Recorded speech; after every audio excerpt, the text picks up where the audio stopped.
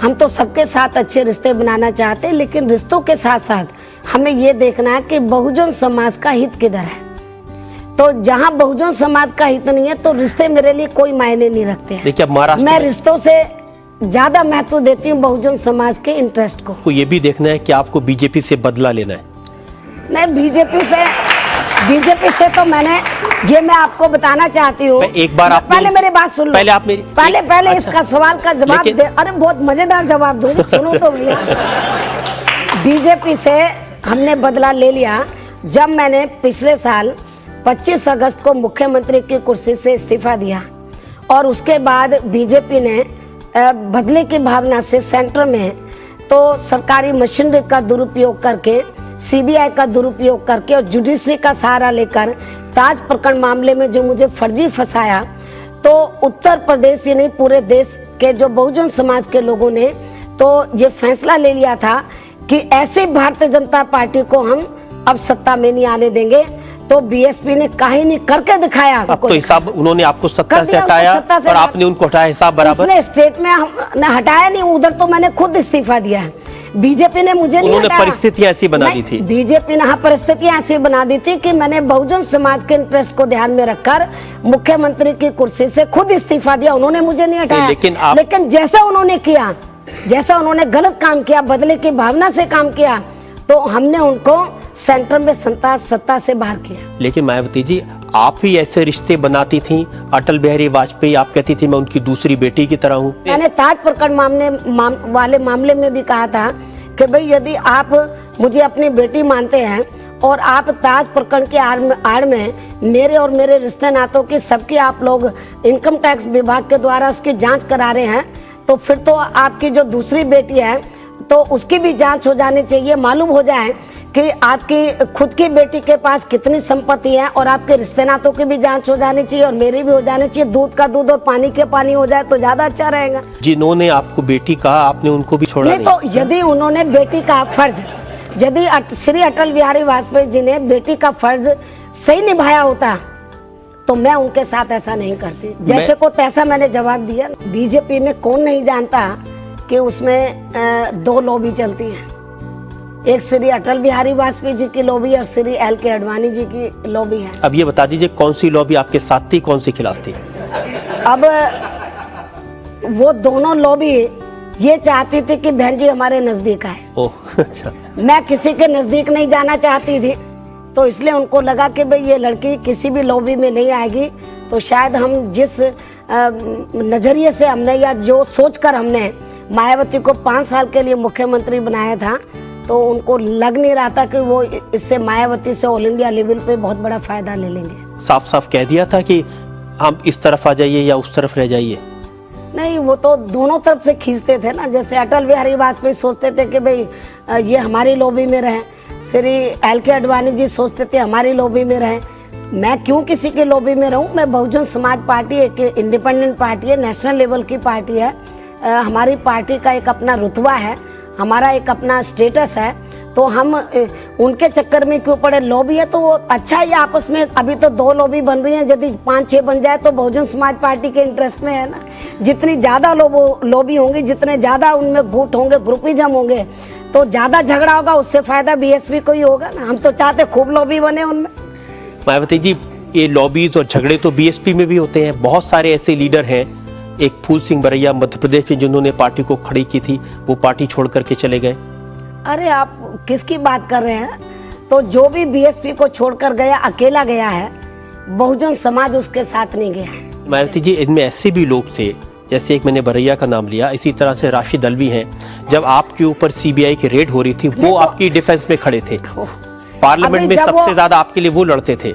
जब तक वो पार्टी में उनकी नैतिक जिम्मेदारी बनती थी, वो उन्होंने निभाया। जिसको मायावती चाहे वो पार्टी में रहेगा, नहीं तो नहीं रहेगा। जिसको बहुजन समाज चाहेगा, जिसको मायावती। आप बिल्कुल गलत बोल रहे हैं। जब पार्टी पर सिर्फ आपका कंट्रोल है, एक छत्र राज है और किसी के नहीं। मेरा कंट्रोल है तो तभी, मेरा कंट्रोल केवल एक डिसिप्लिन को मेंटेन रखने के लिए है। पार्टी में एक डिसिप्लिन है पार्टी का, तो तभी तो ये पार्टी आगे बढ़ रही है। देखिए, मैं आपको एक उदाहरण देकर के बताता हूं।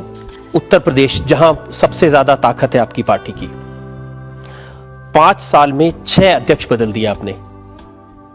राज बहादुर, सोनीलाल पटेल, फिर जंग बहादुर पटेल, भगवत पाल, बरखूराम वर्मा, दयाराम वर्मा, हर थोड़े दिन में। इनको हमने कोई बदला नहीं है, ये लोग खुद बहुजन समाज पार्टी को छोड़कर गए, हमने हटाया नहीं। या आपने ऐसी स्थितियां बना दी कि छोड़ करके चले जाए? मैंने ऐसी कोई स्थिति नहीं बनाई, लेकिन जब इनको दूसरी पार्टियों से कुछ माल पानी खाने के लिए मिला, उनको लगा कि भी बीएसपी में नहीं मिलने वाला।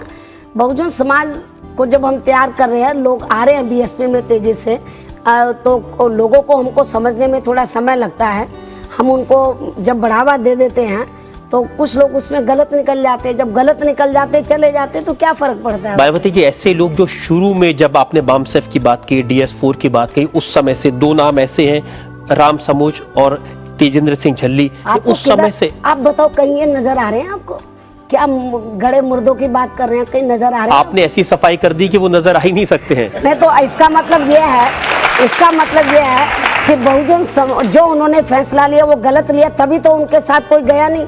बहुजन समाज मायावती के साथ है, कि आपने तो खुद इस बात को स्वीकार कर लिया। मैं तो कह रहा हूँ ये तो निश्चित है, बहुजन समाज पार्टी में वो रह सकता है जो उसको मायावती चाहेंगी। नहीं, तो बहुजन समाज इतना बेवकूफ समाज नहीं है, वो ये देखता है कि कौन आदमी अच्छा, कौन आदमी गलत है। लेकिन तो वो उनको मालूम है कि जो हमारी नेता है तो वो हमारे हितों का ध्यान रखती है, तो जो लोग बीएसपी को छोड़कर गए वो जरूर किसी न किसी के हाथों में खेल रहे हैं, तो वो उनके साथ नहीं जाते। वो मायावती जी, चलिए अब उनकी बात छोड़ देता हूँ। जिनसे आप रिश्ते बनाती हैं, लालजी टंडन है, हर बार आप उनको राखी बांधने जाती थी और आपने फिर कह दिया ये तो लालजी टंडन ही लालची टंडन है। अब भाई बहन का जो रिश्ता होता है पवित्र होता है, यदि उसकी आड़ में श्री लालजी टंडन या और दूसरे बीजेपी के नेता कोई राजनीति खेलना चाहें तो वो तो मैं नहीं करने दूंगी। तो इस बार राखी बांधने नहीं गई आप? अभी मैं कभी किसी के घर पे राखी बांधने नहीं जाती हूँ। यदि कोई मेरे घर पर राखी बंधवाने के लिए आ जाता है तो उसको मानवता इंसानियत के नाते है, तो मैं उसको घर से धक्का देके बाहर नहीं निकाल सकती। कोई आता राखी बंधवाने के लिए, मैं आदर सम्मान से राखी बांधती हूँ। आप भी मेरे घर आ जाएंगे, आपको भी बांध दूंगी।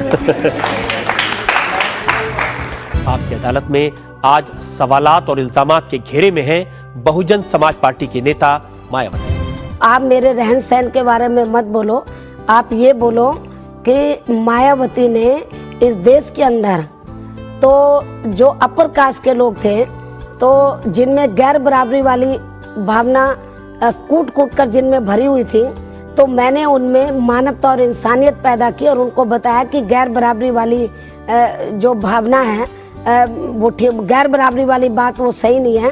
तो मैंने बहुजन समाज को तो तैयार किया, लेकिन इस देश के अंदर जो अपर कास्ट के लोग हैं, तो जो उनकी मनुवादी मानसिकता थी उसको मैंने बदल दिया। जो मैंने देश और सर्व समाज के हित में बड़ा काम किया है, आप उसकी सराहना करो। मनुवादी आप मेरे हेयर स्टाइल, मेरे पहनावे की बात कर रहे हैं, तो अब नहीं, अब तो बहुत मानवता की आपने बात सिखाने के लिए अपना जन्मदिन ऐसे बनाया जैसे मुगले आजम का सेट लगा हुआ। आपको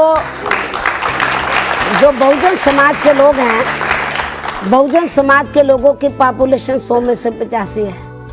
बहुजन समाज के लोग ये देखते हैं कि जब दूसरी पार्टी के लोग अपने नेताओं को आदर सम्मान देते हैं, तो बहुजन समाज के लोग सोचते हैं कि हम किसी से पीछे नहीं है, हम अपने नेता को आदर सम्मान देंगे।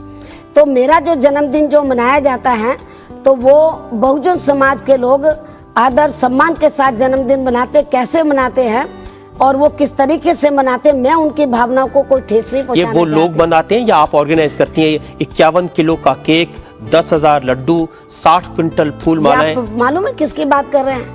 या विरोधी लोगों की बात कर रहे हैं? जो ये जो आप जो बोल रहे हैं कि जो विरोधी पार्टियों के पास मेरे खिलाफ बोलने के लिए कुछ और तो है नहीं। जन्मदिन किस राष्ट्रीय नेता का नहीं मनाया जाता? मेरे से ज्यादा पैसा उनके जन्मदिन पे लगता है।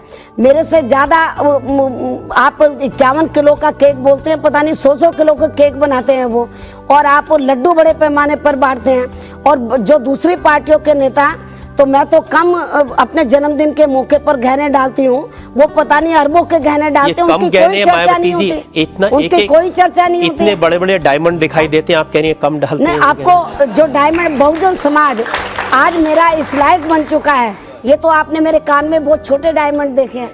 वो तो चाहता कि हमारी नेता बड़े बड़े डायमंड पहने, तो मैं बोलती हूँ नहीं, मैं इस चक्कर में नहीं पड़ती। बड़े बड़े डायमंड के लिए तो जो बड़ी बड़ी पार्टियां उनको मुबारक है। मैं अपने बहुजन समाज बड़ी पार्टियों वाले तो डायमंड छुपा के रखते हैं। नहीं, तो वो तो बहुत जो छिपा कर रखते हैं, मैं समझती हूँ कि वो महाचोर लोग हैं। मेरे पास जो कुछ है वो लोगों के सामने तो है, मैं खुली किताब, तो उन लोगों को मालूम तो है कि मेरे पास है क्या। जो दूसरी पार्टियों के नेता जो बड़े बड़े डायमंड रखते हैं, जो छिपा के रखते हैं, इस किस्म के नेताओं ने तो देश का सत्यानाश किया है। लेकिन ये बताइए आते कहाँ से ये डायमंड? अब ये तो उनसे पूछो ना, ये मेरे को तो बहुजन समाज के लोग देते हैं। विरोधी दल वाले कहते हैं कि उनको ये बताया जाता है कि बर्थडे में इतने पैसे की गिफ्ट लेकर आना ही आना है। अब ये तो आप उनसे पूछो, जिनकी हालत बहुत ज्यादा खराब थी, छोटे छोटे मकान में रहते थे, आज वो बड़े बड़े महलों में रह रहे हैं। जब आप मुख्यमंत्री थी तो 25 करोड़ की लागत से एक फिल्म बनाने का प्रॉमिस किया गया था आपकी लाइफ के ऊपर। ये गलत बातें कहाँ से आज आप मुझसे पूछ रहे हैं अदालत के बीच में? अब आपको किसने बता दिया? ये तो अखबार में छपी हुई खबर। अब अखबार में पता नहीं क्या क्या छाप देते हैं बीएसपी के बारे में। देखिए मैं आपको अखबार में क्या छपा है। ओहो, आप किस घटिया अखबार की बात कर रहे हैं? आप जो कुछ सवाल कर रहे हैं बिल्कुल गलत है। आप तो सवाल तो सुन लीजिए, वैसे बगैर क्या सुनो, जब उस सवाल में कुछ जान ही नहीं है सवाल में, तो आपसे मैं सुनूं नहीं तो, लेकिन सवाल सुन तो ले। सवाल में कहा है कि 25 करोड़ की फिल्म जिसका नाम था माया मैडम, वो बनेगी। मैं तो आपके मुंह से आज पहली बार ये नाम सुन रही हूँ। मुझे लगता है ये कहीं आपने किसी अखबार में खबर छपवा दी होगी। आज ये अदालत के बीच में सवाल पूछने के लिए। नहीं, ये बिल्कुल गलत है। मायावती जी 10-16 कौन से पेपरों की बात सुन लिए ना? सुन ली, मैं बताता हूँ कौन सा पेपर।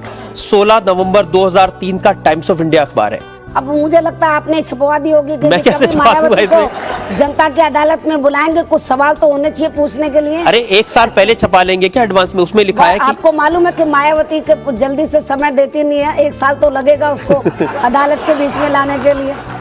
इसमें तो लिखा है कि जो आपकी शक्ल है वो शबाना आदमी से मिलती है, तो शबाना आदमी रोल करने वाली थी। अरे मैं पता नहीं क्या घटिया बातें कर रहा हूँ, क्या फिल्मों की।